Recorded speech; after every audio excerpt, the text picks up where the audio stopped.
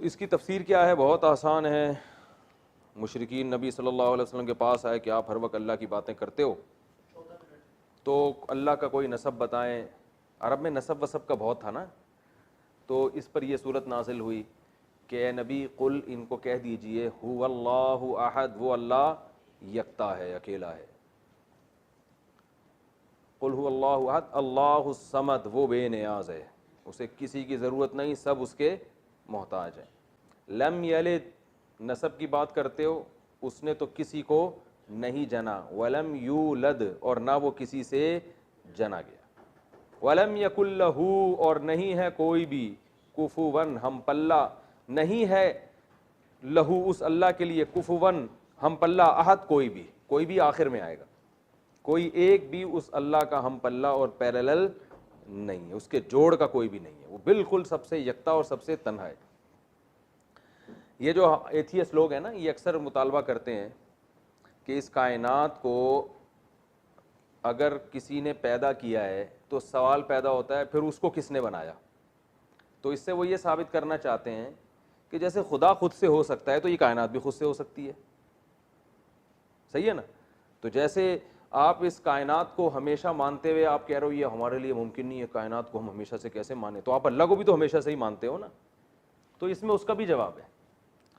بھائی اس کائنات میں تو ہم دیکھتے ہیں کہ اس کی خاصیتیں سے تو ہم واقف ہیں. یہاں ولادت بھی ہوتی ہے. اگر کوئی بچہ آئے اور کہے کہ میرا کوئی باپ بھی نہیں ہے، میری کوئی ماں بھی نہیں ہے، میں خود سے آ گیا، مان لو گے؟ ہے بھائی؟ وہ کہے نہ مجھے، میں پیدا ہوا نہ کوئی پیدا، نہ میں نے کسی کو جنا نہ مجھے کوئی جن. ہم کہتے ہیں ایسا ہوتا نہیں ہے. بچہ ہے تو ابا بھی ہوگا اور اماں بھی ہوں گی. اب اس کے بارے میں یہ کہنا کہ یہ بچہ ہمیشہ سے ہے، یہ ممکن نہیں ہے، کیونکہ ہم اس کی خاصیتوں کو جانتے ہیں، جبکہ ہم اللہ کی خاصیتوں کو نہیں جانتے. تو یہ عجیب بات ہے کہ ایک چیز جس کے بارے میں آپ دن رات دیکھتے ہو کہ وہ خود سے نہیں ہو سکتی، اس کے بارے میں تو کہہ رہے ہو کہ وہ ہمیشہ سے ہے، اور جس کے بارے میں آپ کو کوئی پتہ ہی نہیں ہے، وہ آپ کی عقل سے بالا تر ہے، اس کے بارے میں آپ یہ ماننے کے لیے تیار نہیں ہو کہ وہ ہمیشہ سے کیسے ہو سکتا ہے. ٹھیک ہے نا؟ تو یہ ایتھیسٹ بڑی بے عقلی کی بات کرتے ہیں. ہاں یہ آپ کہہ سکتے ہو کہ بچہ تو والدین کے بغیر پیدا نہیں ہوتا، تو پہلا انسان کیسے پیدا ہو گیا؟ تو ہم یہی کہتے ہیں کہ جیسے والدین کے بغیر بچہ نہیں پیدا ہو سکتا، تو کسی کے ارادے کے بغیر انسان کا وجود ہو نہیں سکتا. آج تک ایسا نہیں ہوا. تو یقیناً پہلا انسان اللہ نے اپنے ارادے اور کن کی طاقت سے پیدا کیا ہے، اور پہلی دفعہ کائنات بغیر کسی سبب کے اللہ نے اپنے ارادہ کن سے پیدا کی ہے. کیونکہ اس کائنات میں ہم دیکھتے ہیں کہ بغیر کسی خالق کے یا بغیر کسی کریٹر کے یہ کریٹ نہیں ہوتی ہے. تو یقیناً کوئی کریٹر ہے جس نے اس کو پہلی دفعہ اپنی قدرت سے بنایا اور پھر ایک اصول میں چلا دیا اس کو.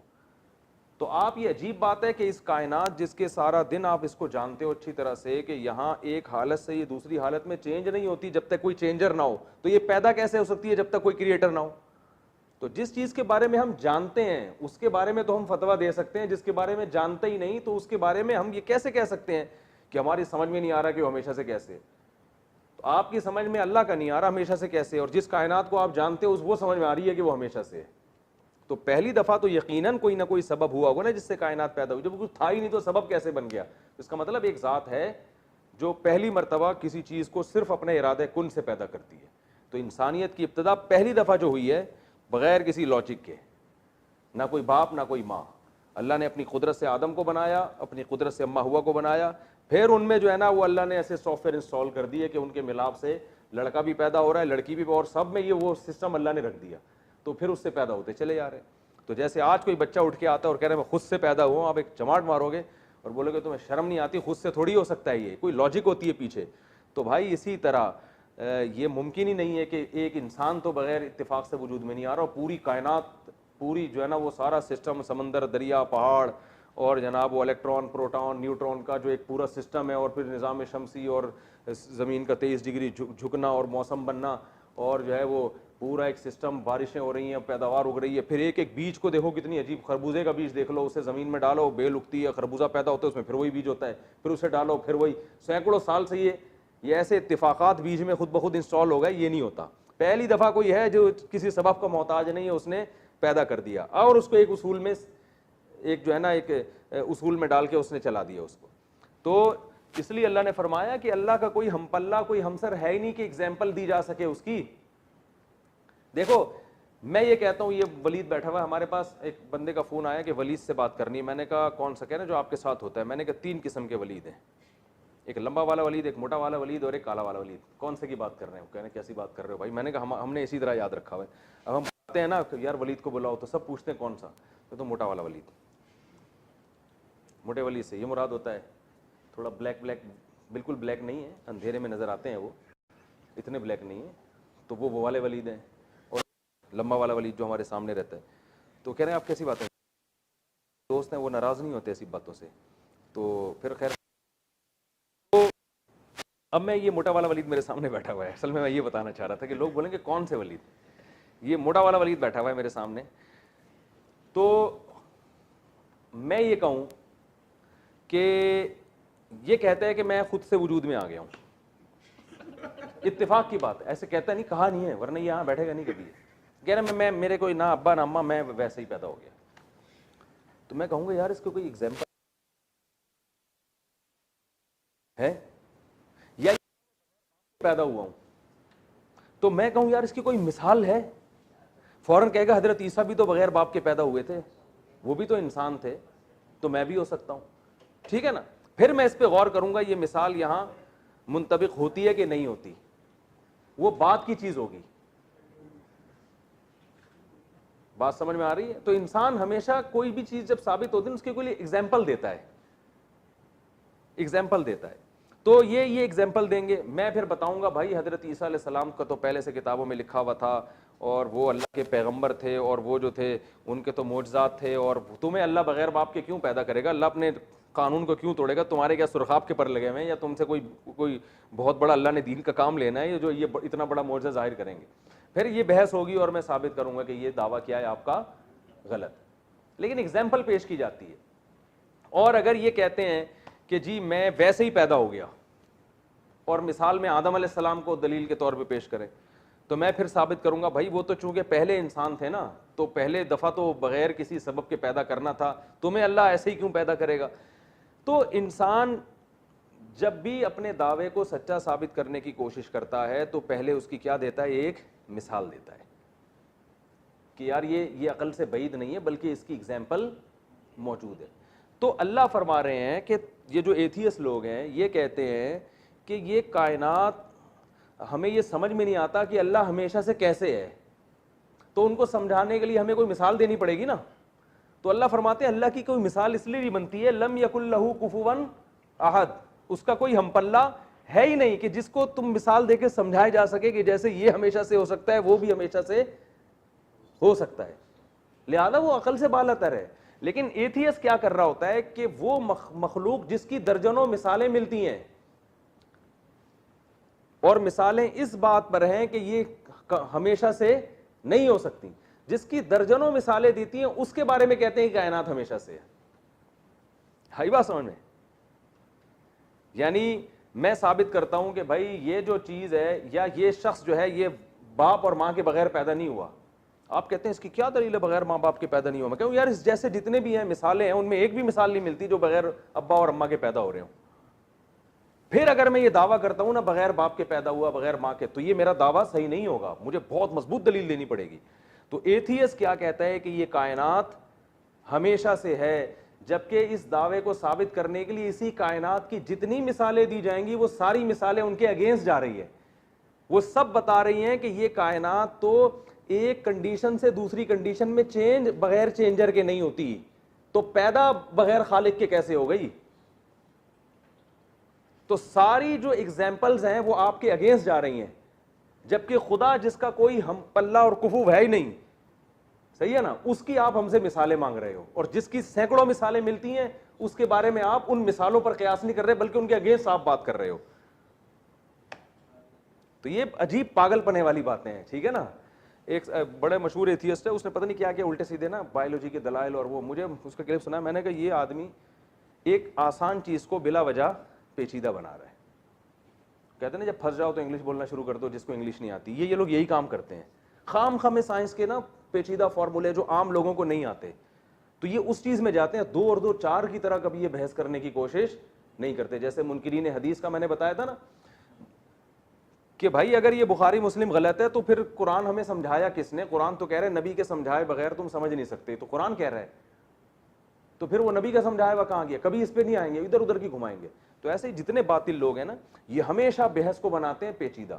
تو خلاصہ یہ نکلا کہ اللہ کا کوئی ہم پلہ نہیں ہے کہ ہم یہ کہیں کہ اللہ ہمیشہ سے ہے, تو اس کو سمجھانے کے لیے ہمارے پاس کوئی مثال نہیں ہے, اس لیے آپ کو عقل سے بالاتر لگ رہا ہے. وہ مثال ہے ہی نہیں بھائی, وہ ہم اس کو سمجھ ہی نہیں سکتے, ہماری عقل سے بالاتر ہے. جبکہ انسان اور جتنی کائنات ہیں ان کی ہر چیز کی سینکڑوں مثالیں ہمارے پاس ہیں. آج اگر یہ دعویٰ کرتا ہے کہ میں بغیر ابا اماں کے پیدا ہو گیا, تو میں کہوں گا یار ہمارے پاس جتنی مثالیں ہیں نا, ابھی جتنے اس روم میں بیٹھے ہوئے ہیں, جتنے تفسیر کے لیکچر سنے, وہ سب آپ کی طرح کے انسان, ایک بھی ابا اماں کے بغیر پیدا نہیں ہوا. تو ایتھیس جب یہ کہتا ہے کہ یہ کائنات خود سے وجود میں آئی ہے, ہم کہتے ہیں اس کائنات میں اربوں کھربوں چیزوں میں ایک چیز بھی ایسی نہیں ہے جو خود سے پیدا ہونا تو دور کی بات, پیدا ہو کر اپنی حالت کو چینج کر لے خود سے, ایک بھی مثال نہیں ہے. تو مثالوں سے ہم ایک دوسرے پر قیاس کر کے حکم صادر کرتے ہیں کہ جب ایک بھی مثال ایسی نہیں ہے تو پوری کائنات خود سے کیسے وجود میں آ گئی؟ ٹھیک ہے نا. تو اس لیے اللہ کو مخلوق پر قیاس نہیں کیا جا سکتا. تو وَلَمْ يَكُنْ لَهُ كُفُوًا أَحَدٌ, وہ اللہ ہے کہ اس کا کوئی ہم پلہ نہیں ہے. تو یہیں سے ایتھیس کا اور جو خدا کے منکر اور ملحد لوگ ہیں ان کے دعوے کی اور ساری جو ان کی سائنسی تحقیقات ہیں نا, وہ سب یہیں سے تیل ہو جاتی ہیں کہ تم پہلے اللہ کو مخلوق جیسا ثابت کرو, پھر یہ کہو کہ اللہ ہمیشہ سے, ہماری سمجھ میں نہیں آتا. وہ اللہ کو کس نے بنایا؟ ہم کہتے ہیں کسی نے نہیں بنایا, وہ ہمیشہ سے. کیوں بنائے بغیر کیسے وجود میں آ گیا؟ تو ہم کہتے ہیں واہ, یہ کائنات بنائے بغیر وجود میں آ گئی جس کو ہم جانتے ہیں, اور جس کا کوئی ہم پلہ اور ہمسر ہے ہی نہیں, اس کی کوئی دوسری مثال ہی نہیں ہے, اس کے بارے میں آپ یہ مان نہیں رہے کہ وہ کیسے وجود میں آ گیا. تو یہ اس لیے تبھی اللہ نے ان کے لیے جہنم کی آگ رکھی ہے جو اپنے بنانے والے کا انکار کرتے ہیں. تو وَلَمْ يَكُنْ لَهُ كُفُوًا أَحَدٌ, سمجھ میں آ گیا. تو سورہ اخلاص کی تفسیر کیا ہے, تفسیر بیان کر دیتا ہوں, پھر ہم انشاءاللہ, یہ تفسیر ہی بیان کر رہا تھا میں, ٹھیک ہے نا. اچھا. تو یہ جو ہے اس کے بعد ہم کل انشاءاللہ پھر سورہ فلق اور سورہ ناس پہ چلیں گے. تو اللہ تعالیٰ نے یہ جو سورت ہے نا, اس کی بڑی فضیلت ہے. رسول اللہ صلی اللہ علیہ وسلم نے فرمایا کہ یہ سورت 1/3 قرآن کے برابر ہے. 1/3 یعنی 3 دفعہ پڑھیں گے تو ایک قرآن پڑھنے کا اجر ملتا ہے. اب بعض لوگ یہ اشکال کرتے ہیں پھر پورا قرآن پڑھنے کی ضرورت کیا ہے. تو دیکھیں ایک چیز کا ثواب الگ ہوتی ہے, درجات الگ ہوتے ہیں. 3 دفعہ سورہ اخلاص پڑھیں گے, قرآن کی تلاوت کا ثواب تو مل جائے گا, لیکن جب قرآن کی تلاوت پوری آپ کریں گے تو اس میں صرف تلاوت کا ثواب نہیں ہے, الگ الگ صورتوں کے پڑھنے کے جو مستقل ثواب ہیں وہ بھی آئیں گے. اس میں خود سورہ اخلاص بھی آئے گی, اس کے اندر اس کا الگ ثواب ہوگا. اور جو قرآن پڑھنے سے اللہ کا قرب ملتا ہے اور جو درجات بلند ہوتے ہیں وہ پورا قرآن پڑھنے سے ہی ہوتے ہیں, وہ درجات حاصل نہیں ہوں گے.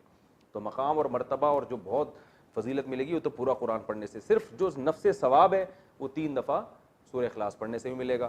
اور حدیث میں سورہ اخلاص کو 1/3 قرآن اس لیے بھی کہا ہے کہ اسلام کے جو بنیادی دعوے ہیں نا وہ